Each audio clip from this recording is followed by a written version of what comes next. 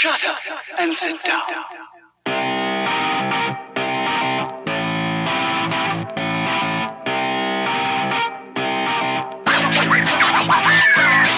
What's up, everybody? Welcome back to Third Shift. It's episode 228. I, of course, am your host, your funky leader, the greatest man who's ever lived. It's me, it's Matt.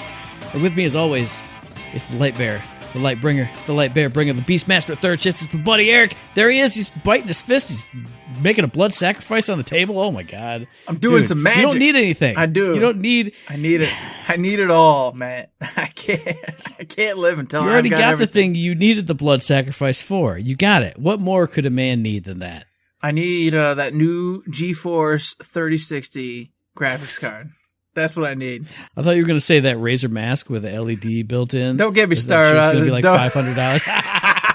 Don't even There's get a me topic started. for the day. I ain't talking about that stupid mask.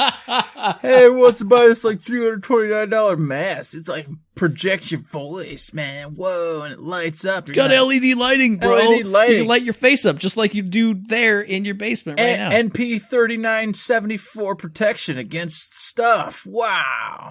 No, thank you. I'm going to pass on that one. I'll keep wearing my little blue medicinal mask that they give me for free, and we'll make it through. Oh, man. We're going to start the show off like we always do. Eric, my dude. What? How was your week this week? Well, life went back to normal, sort of. Work shifted my schedule. I started working from 5 a.m. to 1:30 p.m. So that has shifted my entire life all around, made things really strange. So gaming-wise, it's been weird. I've been downstairs to play like randomly for an hour here and there. But while I was down there, I played 2 games. Well, 3, but one we're going to talk about conjointly. You know what I'm saying? Like together. The ones I played on my own were, of course, Cyberpunk 2077. All right? I'm still cruising through. I told you, I said, I think I'm at the end of this thing. I've done all the side quests. I've done everything. Then I found out the blues actually turn into real quests sometimes. So I did a bunch of those. And then I was like, all right, I feel good. I'm at that comfort zone. You know what I mean? I feel like I've done what I can do in Cyberpunk for now. So I was like, I'm going to finish this.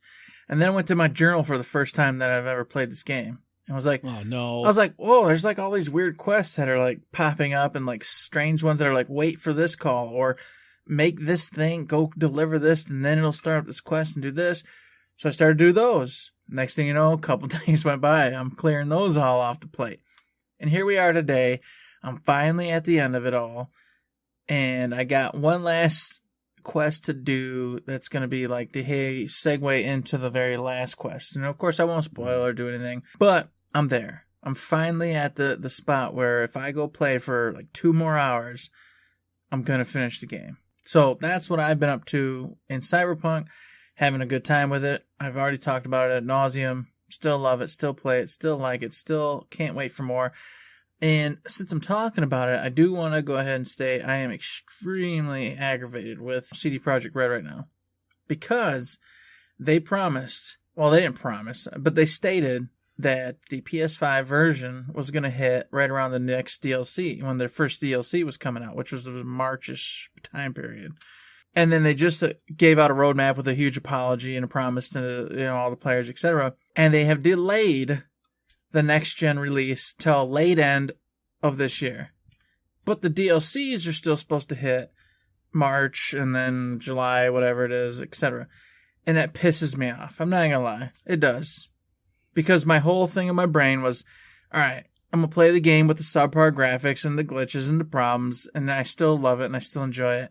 And then in March, when that big old PlayStation 5 version hits and the beautiful ray tracing and all the graphics and all the beautifulness that was supposed to be there that's on the PC, it was going to hit. And I was going to pop it in and I was going to download that new DLC, and we were going to be right back in Night City with just the most beautiful world you could ever imagine. And it's dead now. It's gone. Now it's, hey, either keep up and play the DLCs with your shitty PS4 graphics, or don't touch Cyberpunk now till September, November, whatever it ends up being, again, and of course have everything spoiled along the way. Just don't look at the internet, dude. So just media blackout, dude. If that's what you choose to do, then just don't listen to all those dumb podcasts you listen to that piss you off all the time, where they talk about stuff and spoil stuff and have dumb opinions and you don't like them anyway. Just don't listen to those. Or maybe look in the show description, and when it says full discussion of Cyberpunk DLC, if it's like don't Cyberpunk, listen to that one. Turn it off. So, yes, I'm now faced with a decision I didn't want to be faced with. Is basically why I'm aggravated. Yeah. I'm like, I just thought March was going to hit, DLC was going to hit, the PlayStation 5 version was going to hit. It was going to be beautiful. Perfect. And now it's, hey, you love this game. Do you want to play these DLCs as they come out and be hip, fresh, and hot on it and have a great time? Or do you want to wait and actually get to play something when it's... Because let's be honest, by the time November hits and the PS5 version hits, DLCs are going to be done out. It's going to be all over. Cyberpunk's done. So why the hell am I ever going to play the game on the PS5 version when I've beat it? I'm done with the game. You know me, unless it's like top-notch 10 masterpiece, I'm never playing it again. So, I mean, it's pretty damn good, though. It's really pretty good. It is. But for me, these open world ones like this, it's not my jam. I'm not going to play it again. So, see, you don't have to do all the stuff in it, though. You don't have to clean it all up. You can just be like, man, I want to see what the new intro is. I'm going to go through the Pan Am storyline again. You don't have to do the whole thing. You can still dip back in and get the greatest hits of it. And just be like, yeah. Maybe they have New Game Plus at that point, and you can just dip back in as you, and then just roll through everything. And maybe they'll be smart, and they'll come out with, some kind of gimmick or cool thing that gets you wanting to do another run through with, of course, said new PS5 graphics, etc. And at that case, cool. I'll probably do it unless there's like a million other really cool games out. But I just wanted to grieve, and be sad for a minute with how that all went down. I was not happy when I heard that news. I went, damn it, Cyberpunk. All right. I was pretty disappointed when I saw that because I saw the little roadmap too, and it was like free DLC, free DLC, free DLC, next gen version, whoosh, way to the end of the timeline.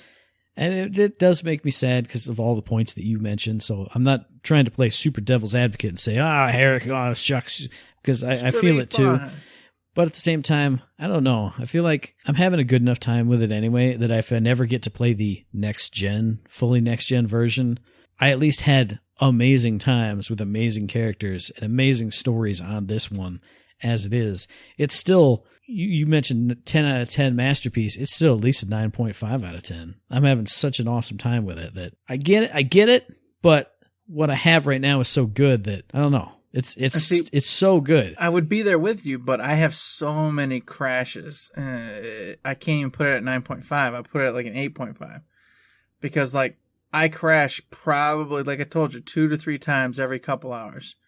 And it just sucks. It just sucks. Because I'm like, oh, yeah. All right. Yeah, that's right. I'm flying through the air. I'm shooting this boss in the face and crash. And then I'm like, oh. It just blows my mind because maybe I don't play for as big a chunks as you do, but there are some days when I get home from work and I play until I go to bed. So I play in big, long chunks, but I get maybe one crash every 2 play sessions or maybe one per big, long play session like that. So I don't know if maybe the Xbox version is a little more stable than the PS4 version on PS5 or, maybe just the hardware, the Series S matches more to the Xbox One or something. I don't know. Maybe you're doing more crazy stuff since you're flying around with blades, moving fast, cutting stuff, I was gonna say, effects all over the place. And that very well might be it because of me being stupid with all my super high speed abilities and doing the blades. It's just like it glitches out because it can't keep up. And because for me, we won't go into like a whole big tangent, but I've been playing super sneak and hacking and killing everybody super slow and stealthy like. So I don't get a lot of big, crazy, everything's going on type things. I get a lot of me peeking around the corner for 5 seconds and everybody's dead. And then, one person saw me, so I shoot him with my gun, and then everyone is just laying on the ground as corpses. So maybe that's it too. Maybe you're just, because you're Johnny Crazy Kills. Well, and that's the other part is when I go on missions, I usually will have killed everyone before they're even done telling me what the mission is, and everyone's dead. So that might be an issue for it. I also have the fastest motorcycle in the game. So I'm like flying around to the different areas, like zooming. So I'm having a feeling that maybe it's not loading, and then it starts to back up, and then it crashes. And then if you're killing stuff before their flags go off, that's definitely going to do it, yeah. So I feel like maybe it's because of the fast-paced nature of which I'm doing things. It's accelerating and making it more of an issue, but it is an issue, and sometimes like I told you, it doesn't make me not want to play. It just does sometimes bug me, where I'm like, now I gotta go do this fight over again. Now I gotta listen to them talk one more time and do it all over, blah, blah, blah. Just want to keep moving. What are we doing? So, that's Cyberpunk. Man, I wanted to add even more stuff in there, but no, we gotta go. I know you did. I know, we gotta go. And then the other game I've been playing, and I shouldn't even really say been playing, I just started Bloodborne. I did it. Matt said, don't do it, stupid, don't. And I shouldn't, because I don't like those types of games. I told y'all I played Demon Souls, screwed around with that for a long time when it first came out. And I went, nope, this ain't for me. But the world tells me that Bloodborne is the game you're supposed to play if you're a video gamer. And I'm like, well, I guess if the world says it, I gotta do it. That's right, you know what I mean? I'm just a sheep. I gotta do what the world tells me to do. I'm over here dying because you were talking about Demon Souls and how you got into it when it first dropped. And I remembered the story of why you bought Demon Souls and why you ended up having to play it. It's not even because I wanted the game in the first place. Oh, man. Oh, that's good. But that's an inside joke. So how's Bloodborne been treating you? So I did the intro, for sure we were meant to die, and then got into the very beginning. And I'll say this, like, graphics-wise, it's fine, it's cool, obviously it's dated, but still feels right, still looks really, grim and Cthulhu and H.P. Lovecraft kind of thing going on. I feel like the mobility, it's much faster than you were in Demon Souls, so I'm like, well, I can get on board with this is cool. I chose the baton, which is like the whip or whatever, kind of like Ivy's whip in Soul Calibur, kind of does like that sort of thing. Mm-hmm. I think started the very first area, and I like how the notes are all there, because I chose to play online. So there's like notes and stuff and everywhere, and you'll see like where other people played and died, and that's really cool. I'm really digging that.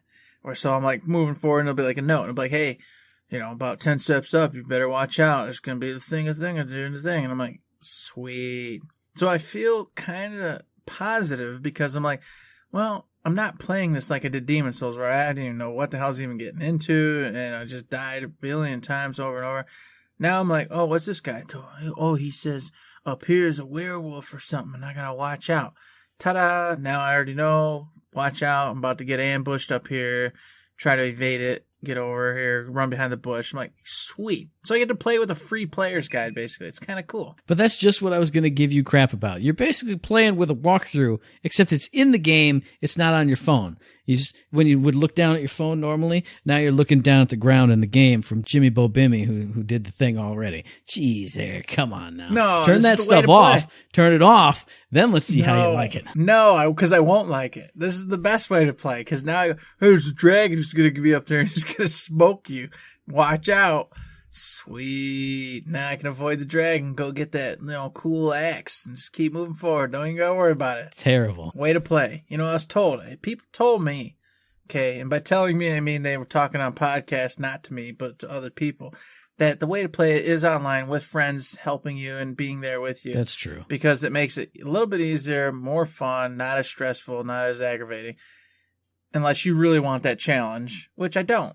So, this is it. I get to play Bloodborne and not be super angry and aggravated, and in theory be able to actually play it, beat it, and enjoy it, and then be like, yeah, I played Bloodborne. I'm a video game guy. Whoop, whoop, woo. So now I got to download Bloodborne because I got it for free also at PS Plus, and I gotta do that invade your game thing. I gotta come fight you and ruin your day all the time. That would be fun. You should. That would be incredible. And then I would just be like, I'm coming over. And then I would leave the game and come over to your house, and then you'd already be gone because I warned you I was coming over. So. I don't think you get to see who it is that kills you. It's just a random human comes out of the wall and gets you. Oh, I would know. No, there's nobody else. Plays now you're going to come shoot me, and I don't even play the stupid game. I'll be sitting there playing my Xbox. You'd be like, boom, boom, boom, boom, boom. What's up, dude? I'll come with my Xbox controller in hand. I was just playing Cyberpunk, and you shoot me in the face. That's not cool, man. I know, that's pretty brutal. Sorry, man. It's the way life is, though, sometimes. I don't know what to tell you. So that's what I've been doing. I just got started. I'm nowhere in that game for the most part. But I have begun my journey. And, of course, lastly but not least, did some Battleborn. But we'll talk about that together once you talk about your week. So my week, I'll start off with Cyberpunk because we already touched on it a lot. I found my new play style over these past 2 weeks that we haven't been talking about how your week was. And I just teased it a little bit there. I hack and I sneak and I kill everybody before they even see me. And if they do see me, I pull out my one gun and I shoot them right in the face because I've been upgrading my gun because I got the crafting skills way up. Oh, it's so much fun. And it feels so different from how it normally, how the game started out. Just running around like an idiot. Like I told you, the gunplay didn't even feel right when I first played it. Now I'm in it, but I don't even need it anymore. I'm shooting from so far away with my high-powered rifle. And even if they get up in my face, I just hip fire with it and I smoke everybody. It's so much fun. And I'm still riding around in Cheetah's old car. I've taken that with me through like 50 missions. That's now my car. It's now falling apart. Like the hood's off. The door is falling off all the time. It started smoking during this last mission. I'm like, no, Cheetah's car. You got to stay with me. Maybe I'll leave the game off for 2 days and you'll repair yourself somehow. I'll come back after the story mission and you'll be all fixed up. I don't know. Because I actually Googled it. I was like, how to repair your vehicles. And it went, just walk away and then summon them from your garage. I'm like, no, the Cheetah's car isn't in my garage. Cheetah's car isn't there, yeah. It's a special car. I got to keep it with me. There's a lot of cool cars in the game, man. No, I know. I've been driving them. And then I found Cheetah's car again, like 6 hours after I left it. And I went, I'm just getting in this. And it's fast too, so it's perfect. Also been playing Animal Crossing New Horizons like I do all the time. I had the day off today, and I literally played 4 straight hours of it, just rearranging my island, fixing things up, changing everything up. It's so weird, because you get in the routine of just, this is just how I'm going to keep it forever. And then someday you load in and you're just like, you know what? No. All that's over there, that's got to be over here now. All those seasonal recipes I haven't been crafting them all, putting them all in a little seasonal place. Oh, and it's just so fun and good and just bright and cheery and fun, and all your little villagers wandering around while you're doing all this stuff. It's beautiful. Speaking of beautiful, the Outer Worlds. I got, I think, 2 streams in over these past couple weeks. That game is so much fun. Even when I screw up the quests or don't know what I'm doing or I'm just sucking at the combat, anytime I get into a dialogue scenario, there are so many wise-ass, smart-ass, sarcastic responses. Even if I don't pick them, they make me laugh out loud. And it just, it's so beautiful. Love that game. Another game I love, Star Renegades.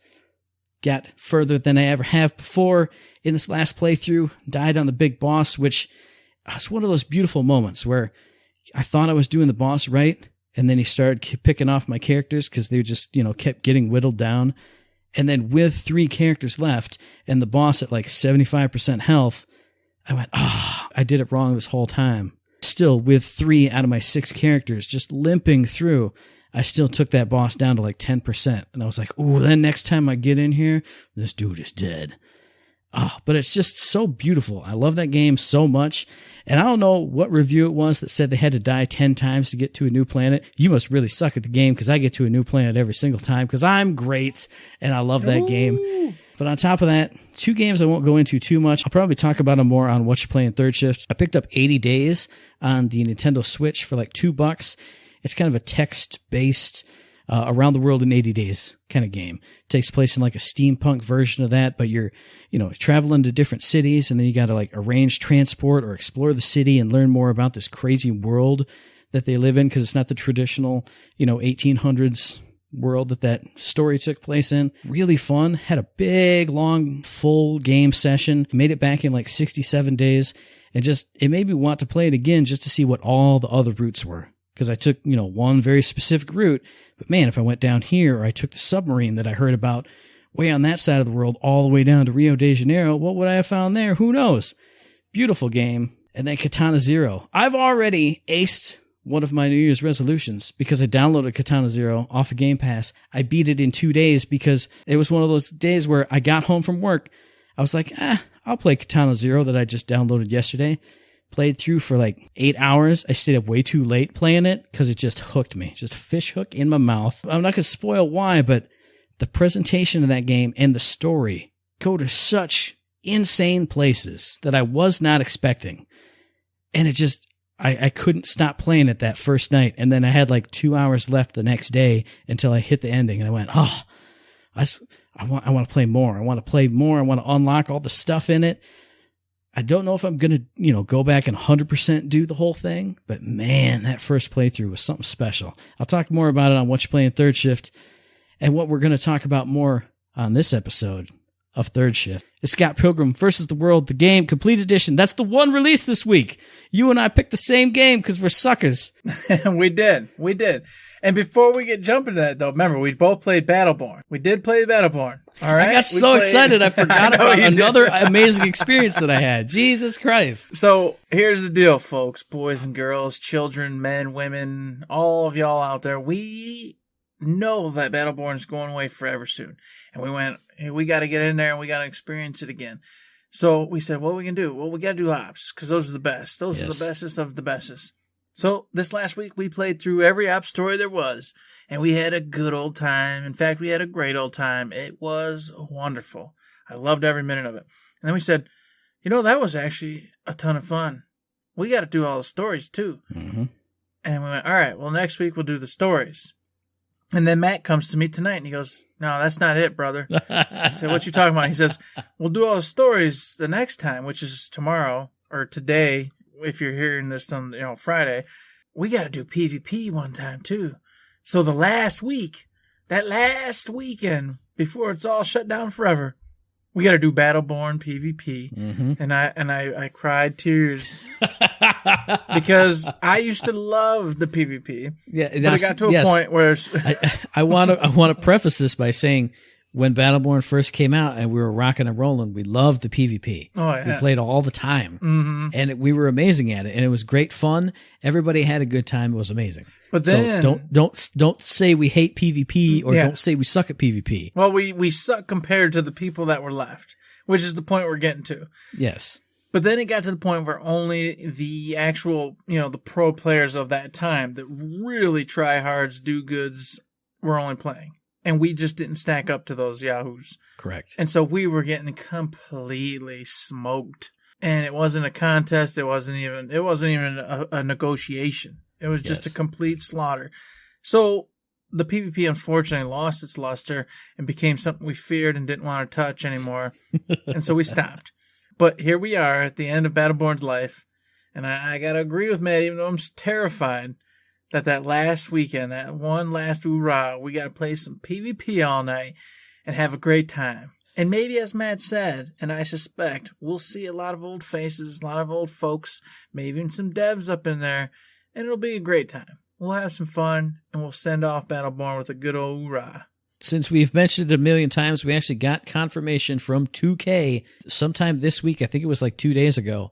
Mm-hmm. The Battleborn servers will be going away and shutting off on the 31st of January. So you literally have 2 weeks and a couple days left of Battleborn if you want to be playing it. I'm still amazed that there's not some kind of weird super download PC hack option to keep it and play through the story missions. Somebody's got to do it. What's his name?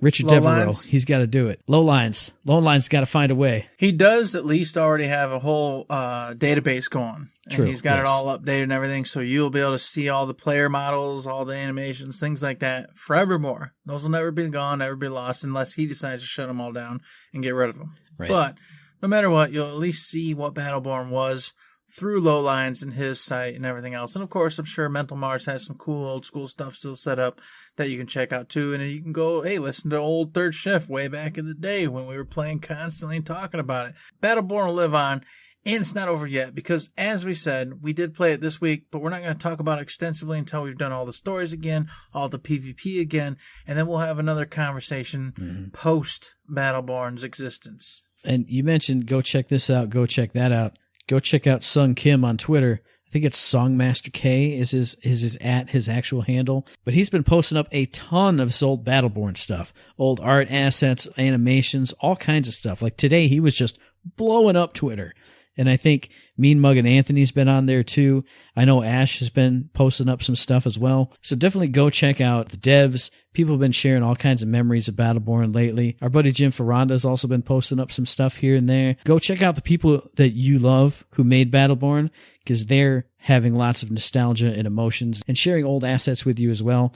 it's been a good time to be a Battleborn fan, even though it's a bad time to be a Battleborn fan. You know what I'm saying? I know what you're saying, man. It's a sad state of affairs, and we've talked about it all the time back in the day, and we'll talk about it again. You know, you ain't heard the last of it. But with that being said, you ain't heard the last of Scott Pilgrim versus the World. We thought it was over. 2010, this game came out, long time ago. Ancient history. Kids have been born and raised and are in like some kind of grade that isn't graduation yet since this game came out. But it's been a long time. I thought it was over. All right, this game came. It was so cool. Made by Ubisoft. It harkened back to the old River City Ransom, Streets of Rage. You know, that era of the 90s when those cool fighter beat-em-ups games were out, having a good time. You went punching, you went kicking, you collected coins, you picked up the boxes, you hit the baddies over the heads, that sort of thing. You went through several stages, fought a boss. That's what this is. This was before, like, going retro was like this huge phenomenon, which everybody did. And so Scott Pilgrim versus the World was like, man, I remember those days playing these games, and it had that vibe of being old school, but it still looked really fresh, really clean, really cool. And I never even watched Scott Pilgrim or read the manga or whatever. I just was like, oh man, this seems like River City Ransom. For me, River City Ransom, because that's what I always played and what I always remembered. And I was like, oh, this would be cool. So I got it and played it and had such a wonderful time with it. And I'm 100% in the same boat. The movie came out the same time as the game did. I had no interest in the movie because Michael Cera was in it and I don't like him. I had never read the comic books at all. But just like you said, I saw footage of it and went, wow, that looks like Double Dragon to me, except now you buy items to upgrade your stats. And it looks super good. The pixel art still holds up today, obviously, because pixel art doesn't change. Mm-hmm. But what you didn't mention is that bumpin' soundtrack from Anamanaguchi, that chiptune soundtrack, the hypest, coolest, freshest. I mean, I was watching some reviews of it today and they had the music going in the background. It was weird because before it was brand new music that triggered a nostalgic feeling, and now it's literally become nostalgic music. Like I remember 10 years ago listening to these songs, playing this game, hearing those sound effects and doing all these things. So now it is a retro game. What it took influence from, it has now become. It has become just blows its my mind. Thing. Yeah. It's crazy how time passes. And a game that was supposed to pay homage to a retro is now retro. Mm-hmm. But it's still retro because it's still taking keys and cues from the real retro. It's absurd and ridiculous. And of course, because of all the licensing issues and everything else, this game disappeared, wasn't available for quite some time. But now they've got the physical release out on all the different platforms for you to buy as of now. And I'm telling you what, man, I'm considering it because like we complained about, River City Girls looked phenomenal. It's going to be great. We were going to play it. We were going to have a great time. Oh, local only. No online capability. Guess what? Scott Pilgrim, they used their brain. They went, oh, how do people actually play anymore? Nobody goes to their friend's house. That's dead. It's over. So they're online. And I'm like, God, man, maybe I can convince Matt we'll get this and we'll do it again. It'll be great. Wow, man, it'll be fun. That's what I was thinking earlier. I was like, man, I'm definitely going to get it. And I was like, man, I could get it on any system I want because it's out for literally anything. All of them. And pretty much everything is going to run it really, really well. But I went, man, is Eric going to get it? What's he going to get it for? Because then I'm going to have to get it for that. And I will say, you mentioned the physical edition coming out. It's only through limited run games, I think. Yeah. It's not like a mass market wide release. But considering what happened to this game before, it got delisted 4 years after it was released. You need to get the physical edition now. It behoove you to get the physical. And that's what I'm going to do is I'm going to get the physical edition. And if I can only get the Switch physical edition, but you want to get it on PS4/PS5, I'm going to get that. And then I'm going to get the physical. So I'll never be without this game again. Because this is one of my favorite games from the 360 era. I had so much fun with it. I maxed out my character because you can, I don't want to say grind through levels because you don't have to grind, but it never feels like grinding because as you replay these levels, it's so much fun. The music is so good. The gameplay is so smooth and fun and fresh and hot that going through levels even after you're OP, it's just a joy to beat up all these characters and have this fun to this amazing soundtrack. You know, I maxed out, I think, 2 different characters when I first had this game. So that shows you how much I love this game. It shows you how much fun this game is to just play and experience. So you need to do it now if you didn't before. And if you're playing it now, definitely also pick up a physical edition because you're never going to want this game to leave. Like I had to never experience that heartache again. And of course, with that all being said, just so you know, it's a cool side-scroll and old-school pixel art, beat 'em up. You're Scott Pilgrim. You can also play as Ramona. Ramona happens to be the girl you're chasing. You want to be your girlfriend, but she, of course, has a tumultuous past where she has all sorts of boyfriends, girlfriends, and she's like, hey, you want to date me? You got to go beat 'em all up and show me you're worth it. So you go set out on an adventure to do just that. And it's ridiculous. It's crazy. It's over the top. And you go have fun. There you go. You got the story. And also, you can play as, I think, to start with, 3 other characters from the comic books.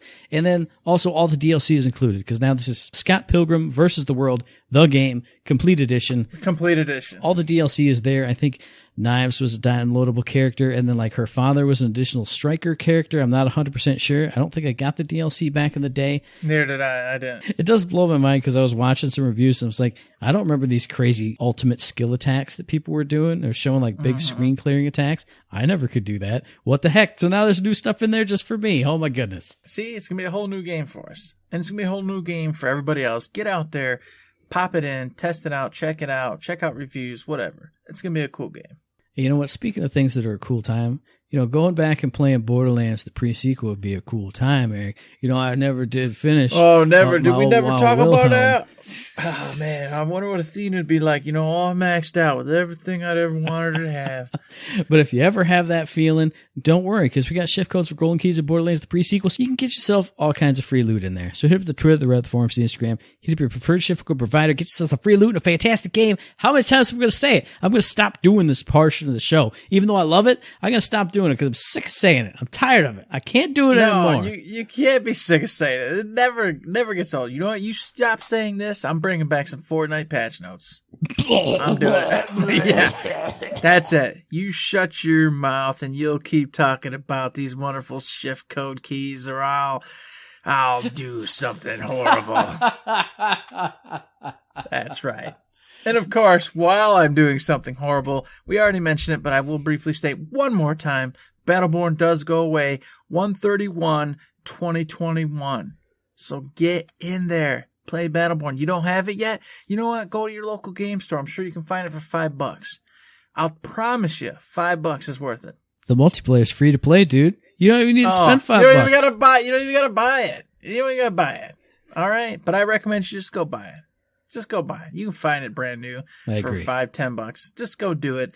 Play it. Have a great time. Understand that it's an amazing game. We'll talk about it more once we've done all the stories and all the PvP again. Speaking of amazing games and having a great time, having a good time, having a fun time, you can jump into Borderlands 3 because they've reactivated Takedown of the Guardian Breach. I had to read it twice to even know which one they were talking about. I was like, Molly want to take down? Hasn't that always been there? Oh, take down the Guardian Breach. Man, that was the one we never finished because that crystal part was really freaking stupid and hard and dumb. Yeah. And we were so drunk we couldn't figure it out. Now we don't even have to figure it out. Don't have to. Supercharged crystals is here. Now when you step off those dump pads, the crystals don't lose their power so you can't instantly wipe. Through the next week, it's going to be magic. This is what kills me. I was so happy. I went, oh, shucky now. We having to play this on Borderlands night. But of course, we got to do all the Battleborn stories. So I'm like, we got enough time?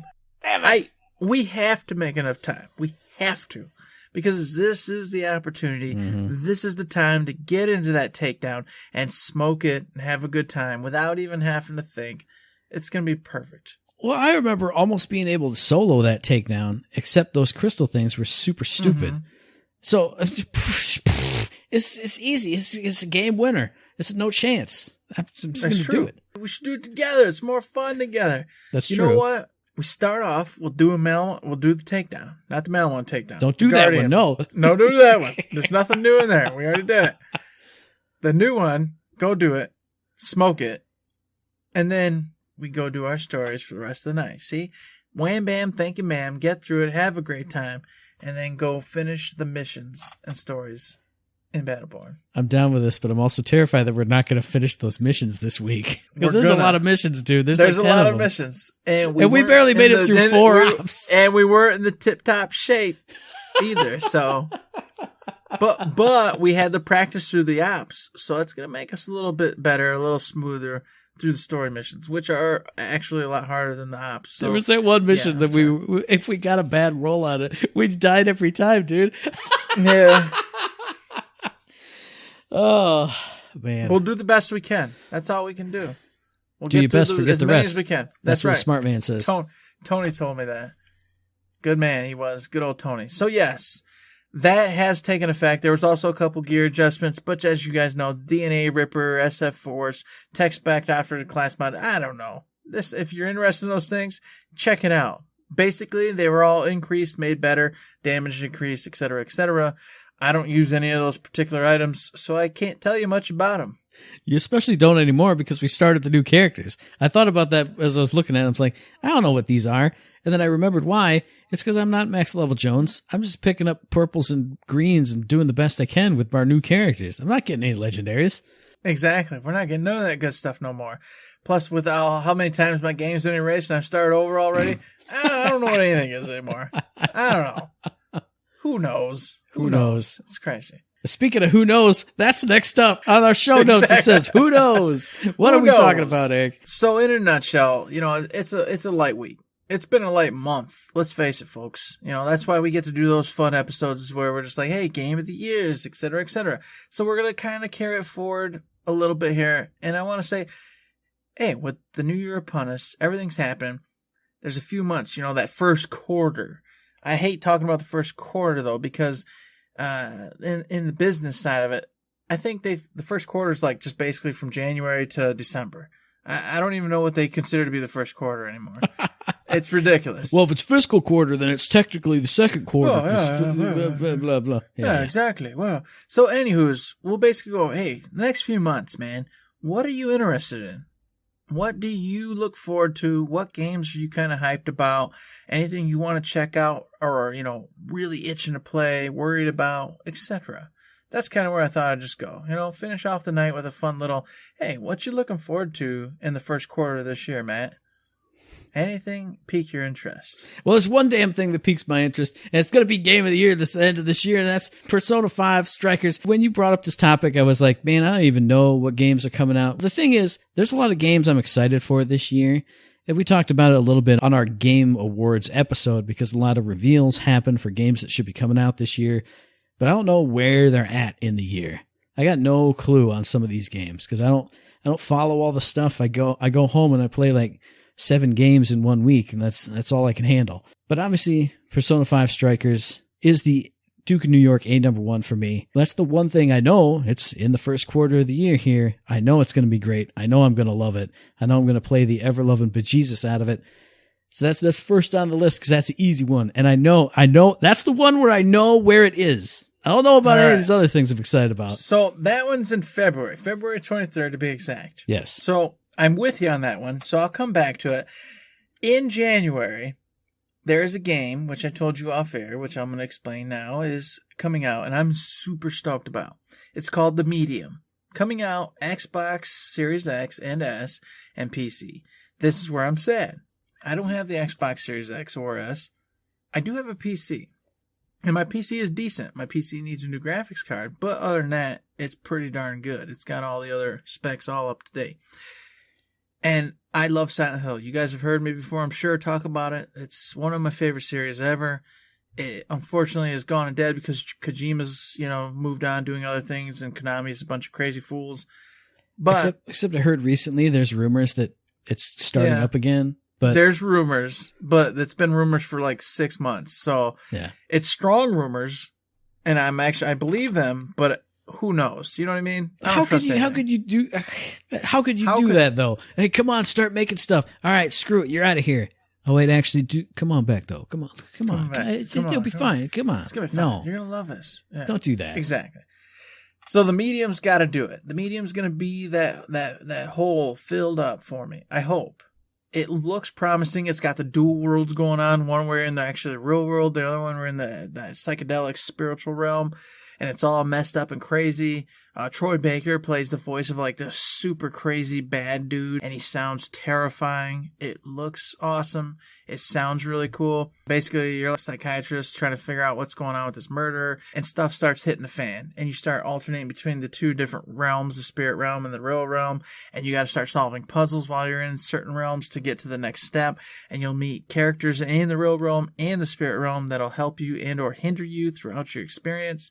So it's like that really cool, very scary puzzle game that you got to figure out. It looks awesome. And I can't say it is awesome because it could be a big flop. Who knows? It's an unproven quantity at this point.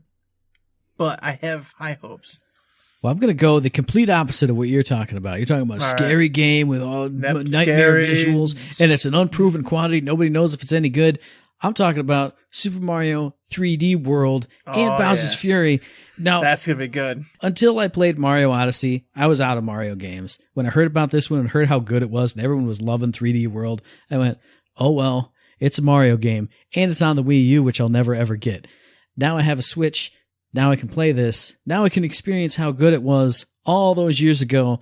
I also never played the 3DS version because playing the 3DS Mario, I didn't want to do it. But now it's here. Now it's got added content. It's coming out February 12th, so it's pretty much right around the corner, just under a month away right now. It's a solid, fantastic Mario game everybody loved, but nobody could play because nobody had a Wii U. Now everybody has a Switch. Everybody can play it. I'm going to be one of those guys playing it because Odyssey got me back into Mario again. The joy and the colors and the bright, fun, romping atmosphere of just goofing around being Mario. I'm back in it again. I'm going to be back in it on February 12th. Well, and of course it's like heavy on the platforming, and that's what's got me super excited, you know. It's back to you actually having to jump, move quickly, you know. And that's my favorite part of Mario is when you're just like, bam, bam, bam, bam, bam, bam, trying to make those perfect jumps, trying to get past the bullet bobs, et cetera, et cetera.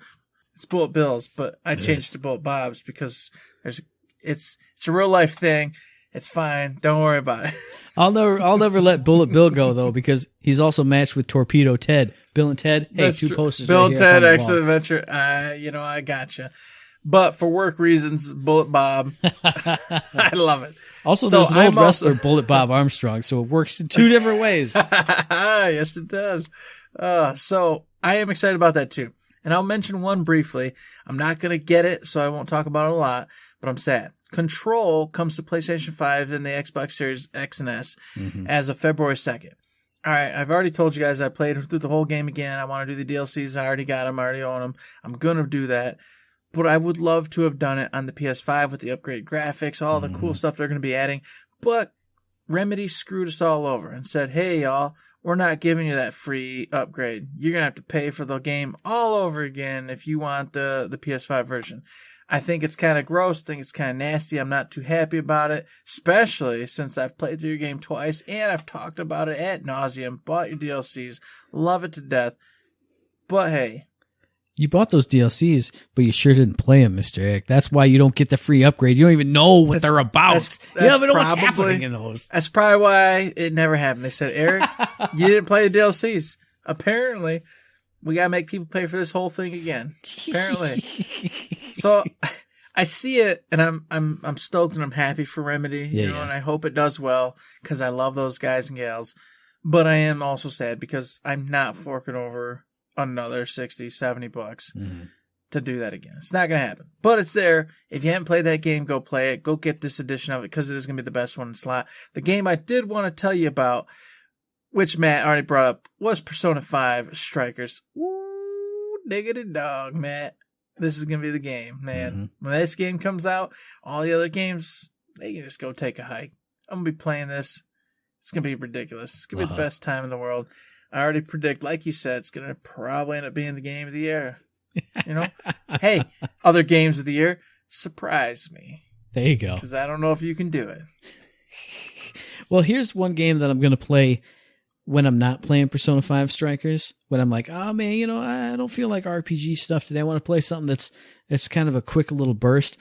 I'm going to be playing Returnal because apparently it does have a release date of March 19th. March 19th. And this is the roguelite third-person shooter. All the trailers have been mysterious and weird and creepy. So you're on some kind of alien world. Obviously, you go through it. It changes. You die. It changes again. Now your experience is different. I love roguelites. That's the thing I got into last year. I played 1 million of those damn games. Now this is the next gen, hottest, freshest, most beautiful looking thing in that whole genre, coming out March 19th. And they just released a bunch of new footage from it, which I didn't have the chance to watch today. I saw it on my phone and I went, I need to watch that later. And then Animal Crossing got its fish hook in my mouth and I couldn't. But I can't wait to go just watch the footage of it because I'm so excited for this game because it's the genre that I'm loving the most right now. And like I said, it's brand new PS5 exclusive, freshest, hottest, smoothest SSD and HDR and all the stuff. I can't wait to get my hands on it. Well, while you're over there rocking that out, waiting for that one, oh man, Monster Hunter Rise, boys and girls, on the Switch, March 26th. As of now, the demo is out, and I'm going to be playing it this weekend. I cannot wait to get it downloaded and check it out. You all know I love Monster Hunter World, and then, of course, Iceborne. It was awesome. It was such a great time, and I expect that this is going to be even more of a great time because I'll be able to play it wherever I want. Even at work on my lunch, I'll be able to go, hey, buddy, you want to get out and do a monster real quick while I'm on lunch? Bam, yes. And then we're going to go kill a really cool monster, have a fantastic time with it. Everything so far is looking like it's going to be sweet, amazing. It takes a lot of lessons learned from Monster Hunter World, improves upon them, takes some of the old school stuff from the previous Monster Hunters, incorporates it back in so that it's a beautiful blend of what the old school Monster Hunter folks love and what the new folks from Monster Hunter World had put together. I am very excited for it. I want it to be something that I play and have a great time with and really get me that on the Switch, playing constantly, having that good time like you do with your Animal Crossing. I'm hoping that's what Monster Hunter Arise does for me on March 26th. Speaking of March 26th, man, that's when the other game you're going to be playing co-op is supposed to be coming out. I'm talking about It Takes Two from our buddy Joseph Ferris. Fuck the Oscars. He knows what he's talking about. It's the next game. It's going to have the buy it once and your buddy gets to play for free. It's that whole co-op. You were like little toys in a toy box and going through all kinds of adventures together. Super co-op based because his stuff always is. I'm just excited to play it because we never played A Way Out, so I want to play this one. The worst part is I did buy it, but we never had downtime of like, I don't know, what do we want to play? And I could be like, hey man, check this out. Boom. Play that. It was always, what do you want to play? I want to play this. I want to play that. I want to play this. I want to play that. You or me having some strong feelings about something. We're going to have strong feelings about playing this one because it's going to come out and it's going to be new. We're going to get it and we're going to play it. And it's going to be fun. And it's going to be great. And it's going to be the way it should be, where you buy the copy and I get to play with you because that's the way the game should frickin' be. It's insane to me. You should buy the copy and I should play with you. That's... All right, now I bought Wolfenstein Youngblood. I don't know what you're talking about, dude. This is ridiculous. You're the one. You're rich. You got to buy it. You got 2 incomes, son. What are you talking about? No. Yeah, and I got 2 kids. Someone made a bad decision. Well, I mean, I guess you could say that's true. You could argue that. So, with that being left on the table and not talked about, my last one, Outriders. April 1st. We've talked about this one before. For me, anyway. And there's actually another one, but I'm sure you're going to say it. So I'm going to go with Outriders. Outriders. Oh, maybe he won't. Now I'll lie and I'm going to talk about one more. But anyway. I don't know what he's talking about. I know. We're going to find out. Outriders comes out April 1st. It got delayed. Then it got delayed again now to April 1st. And they said, hey, seriously, it's not an April Fool's joke. People can fly. The Yahoos who got us Bulletstorm, which me and Matt played and had such a wonderful time with. Mm-hmm. It deserves the praise we gave it. It deserves to be checked out. What a fun game. So I have high hopes and faith that this one's going to be really cool. It is not a games as a service, but it plays in the form that Destiny does. So you go to this new planet, you got to figure out what's going on. You get all this really cool gear, all this really cool weapons that got, your whites, your greens, your blues, your purples, your legendaries, etc. You upgrade your stuff as you're going along, getting better and better, grinding out bosses, grinding out these levels, getting the cool gear to get you to the end of the game. It's fantastic. It looks awesome. It looks right up my alley, and I'm hoping that it's something me and Matt can both enjoy because it does have that cover-based type kind of system like Gears of War has, which me and Matt played previously and had a lot of fun with in the past. And since it also looks like that kind of charisma and fun attitude that Bulletstorm had, I feel like this is going to be something me and Matt are going to get to have a really good time with and have a fun just playing for weeks and weeks and weeks and weeks on end for our Friday night Borderlands entertainment. I am super stoked for it. Sad to see it got delayed to April 1st, but hey, that's fine because as we just mentioned, there's so many other games to play up till then that I'm not going to be sad about it in the long run. Well, the last one that I have planned to talk about is a game that's coming after then, so it probably shouldn't be on this list, but apparently does have a release date of May 21st, which I didn't have any idea about, but it's a game I'm super excited about ever since I saw the first trailer, and that's Deathloop, which is, again, sort of roguelike anyway, because you're an assassin stuck in a time loop on this crazy island, and you gotta kill all these other assassins. And each time you go through a loop, a death loop, if you will, you learn more about where those characters are and what it is they're doing. So the next time you can plan to set up something that makes this character go over here. You can ruin his experiment, so he has no choice but to accept the invitation to go to this person's party. Now you can get two at once. And then while you're at the party, I'm sure you're going to learn another reason why somebody else couldn't be there. So your next loop that you go through after you get killed by a rival assassin, you go screw up their plans, you push more people, you push more little chess pieces around on the board, the stuff I love the most, and then it's wild, crazy action with crazy superpowers in it. If you haven't watched the trailer, go check it out. It gets me so hype every time I see a trailer. Every time I see the logo somewhere, I'm like, oh yeah, when's that coming out? Apparently, it's May 21st. It's not really the first quarter. It's the first half of the year, though. I'll take it, man. Well, so he missed the first quarter, and he missed the game I thought he was going to mention, Mr. Matt. But I'll tell you this. He is right. Deathloop's something to be looking forward to. I want to get hyped about this one. I want to be excited. For some reason, I'm dead in my heart about it, but I shouldn't be. I want to be excited about it, but I don't know. Just something about it doesn't strike me yet. I need to get some feeling or love. Did you ever play Dishonored or any of their other games? You played Prey, though. I played Prey for about 10 hours, yeah, but then fell off of it. And I think maybe that's where it's coming. I played Dishonored and fell off of it, too, but this looks like frenetic, whereas that one was sneakapoo. Mm-hmm. So, I hope it's great. I want it because I do like their the style of their games and how things goes, but it's just, I don't know. Like I said, I played Prey and I got about 10 hours in, but I kept going, why am I playing this? I kept questioning why I was playing it and then finally stopped playing it. And I went, well, now I'm scared. Is Deathloop going to do that? I don't know. Maybe. I watched somebody else play Prey and it felt more like Alien Isolation. It looks cool, but not as cool as that was. But this looks totally different from that, so that's what I'm excited. Fast, fun, frenetic, throwing people off bridges and against walls and stuff. Whew. And the different outcomes all the time based off your actions. It's promising, so I hope it is good. The one I thought you were going to mention for the actual first quarter was Nier Replicant version 1.224744A7139. It wasn't on this list I was looking at.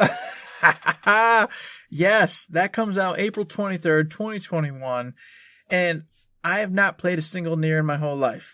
But I watched Matt play Nier Automata, and I went, I need to play this game, and I need to love this genre because it is so cool. And I haven't done it yet because there's just a million games and I have little time, but I still dream of doing it, and I want to do it. And I want to get, if I don't at least get through Automata before this hits, I want to at least jump on board Nier Replicant, which is actually like a remake of the previous Nier, and I want that. I want to play that with, of course, the updated graphics, all the pluses they've added to it, all the extras. It looks really cool and super strange, and I'm all about it. I can't wait for it. I played a little bit of the original Nier, but not enough to get to all the weird stuff. And then playing through Nier Automata was just, God. If that wasn't on my Games of the Year list that year, it should have damn been. Because it was so weird and strange, and that ending experience was one of, like, the best I've ever had in a game. So I'm hoping this has at least some bit of that. I've heard it's weird and gets crazy and it's really, really good. I've heard people say it's better than Automata was. I have high expectations. I really hope it meets them because Automata was amazing. You got to play it. Now you talking about it makes me want to play it all over again because God, that game was good. It was. I didn't even get to play it. I just watched it. It was good. So I'm super stoked for it. So, as you heard, folks, we just mentioned a whole bunch of games. There's actually more I would mention, but we're running out of time. So, hey, maybe another day we'll talk about it when we actually get to play those titles. But for now, there's a lot of stuff to look forward to this year.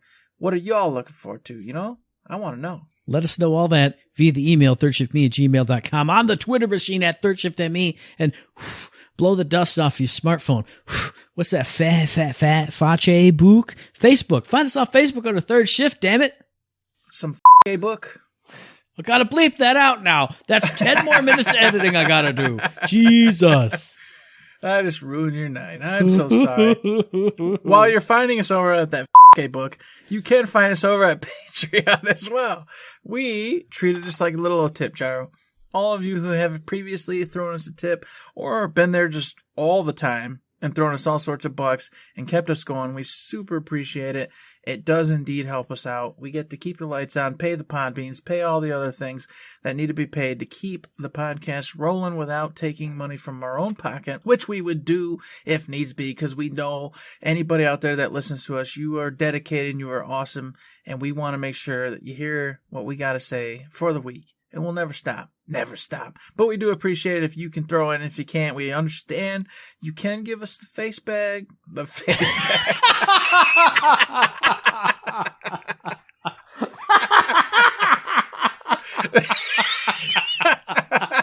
That's it. I'm ending the show. I don't care about the rest. There's no way topping that. Don't forget to save, motherfucker. Don't forget to save.